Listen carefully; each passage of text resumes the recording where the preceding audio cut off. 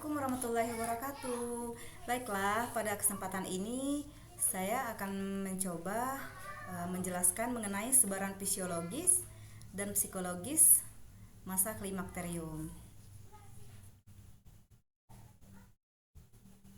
Jadi apa itu klimakterium? Jadi di sini kita jelaskan ya konsep klimakterium.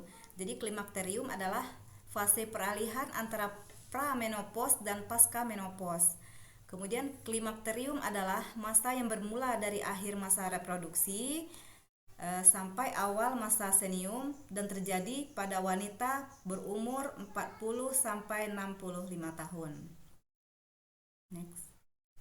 Kemudian apa tanda-tanda awal klimakterium? Yang pertama adalah ditandai dengan, jadi ini biasanya ya gejala yang atau tanda yang paling sering ditemukan adalah menstruasi. Jadi menstruasi menjadi tidak lancar atau tidak teratur dan datang dalam interval waktu yang lebih lambat atau lebih awal.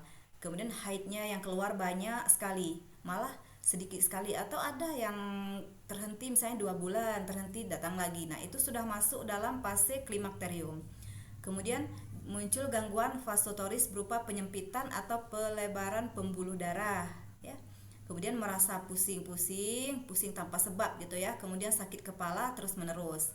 Kemudian berkeringat terus-terusan dan neuralgia atau nyeri saraf terus-terusan. Jadi itu adalah salah satu adalah tanda-tanda awal klimakterium. Oke. Kemudian perubahan fisik pada masa klimakterium. Nah, ini perubahan fisik yang fisiologis ya. Nah, perubahan fisik ini biasanya fisiologis ya. Jadi bukan berupa kelainan. Jadi di sini kita menjelaskan yang fisik atau perubahan fisik yang fisiologis. Yaitu yang pertama perubahan dari organ reproduksi. Tadi kan juga kita menjelaskan mengenai organ reproduksi ya, masalah reproduksi yaitu haid tadi atau menstruasinya ya yang terhenti atau berkurang. Nah, jadi pada tuba mengalami atrofi pada selaput lendir dan rambut getar atau silia akan menghilang, kemudian terus mengecil dan endometrium atrofi. Jadi kalau mengecil berarti tidak siap lagi dibuahi ya. Kemudian serviks akan mengkerut sehingga salurannya memendek dan menyempit. Kemudian vagina kehilangan keelastisisannya.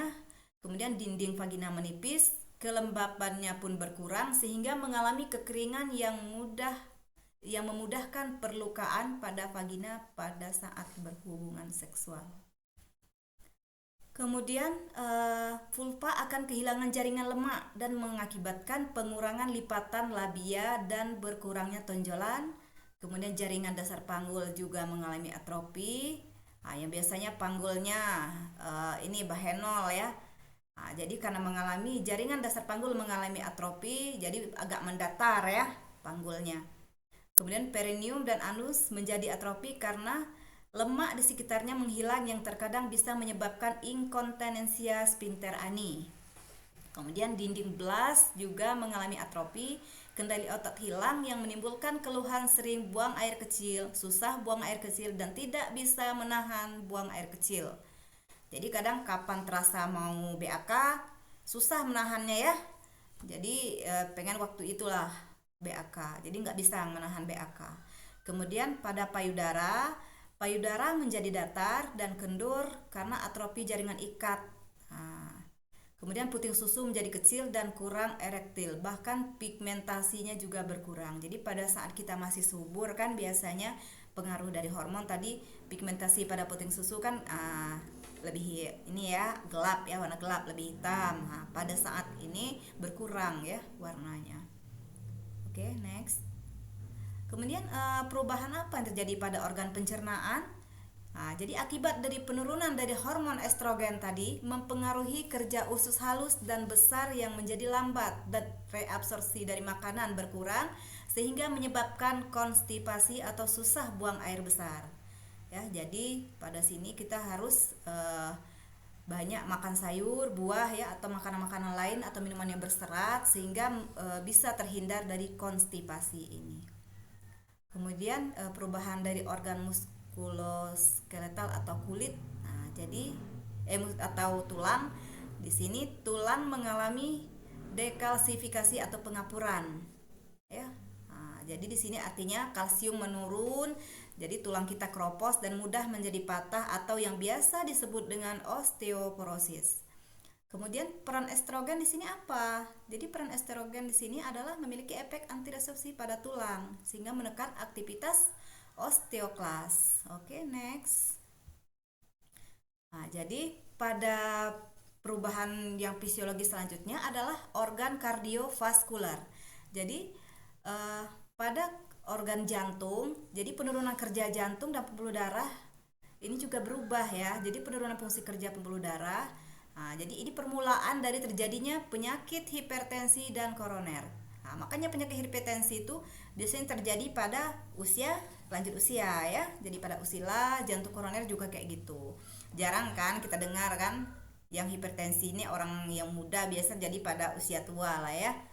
Nah, jadi kemudian hubungan emosi dengan sistem ini menimbulkan jantung mudah berdebar atau palpitasi.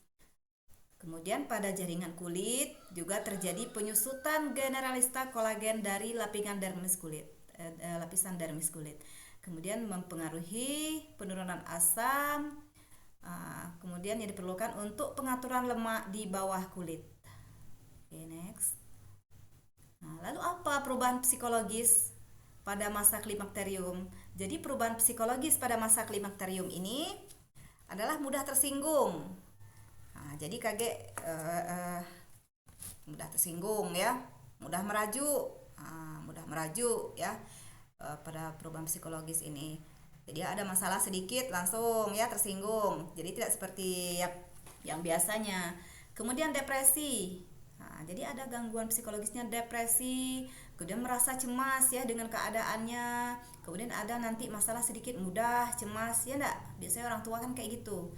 Nah, kemudian suasana hati atau mood yang tidak menentu. Jadi moodnya naik turun, berubah-ubah moodnya.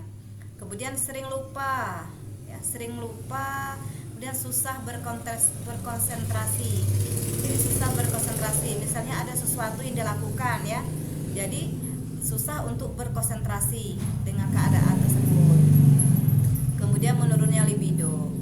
Jadi menurunnya libido ini kan karena apa? Karena tadi perubahan yang fisiologi ya pada alat reproduksi tadi kan berkurangnya lendir pada serviks ya, pada vagina. Tentunya kan sakit enggak? Ya, sakit kan pada saat berhubungan sehingga menurunkan libido ya.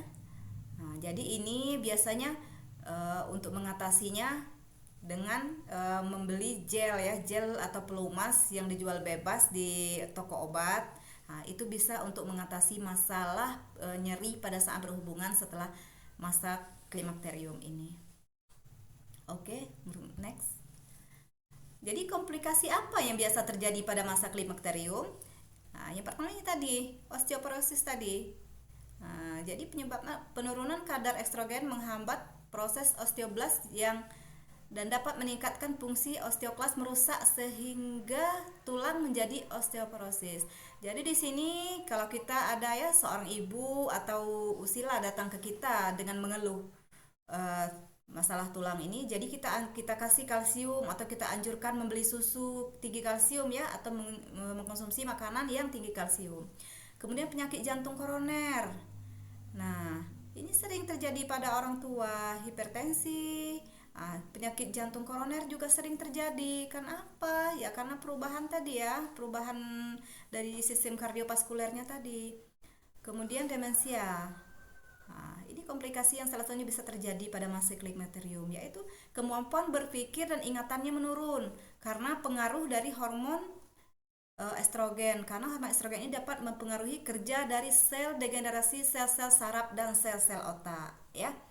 Jadi mungkin inilah penjelasan yang dapat saya paparkan pada sore ini. Mudah-mudahan bermanfaat, dan saya ucapkan assalamualaikum warahmatullahi wabarakatuh.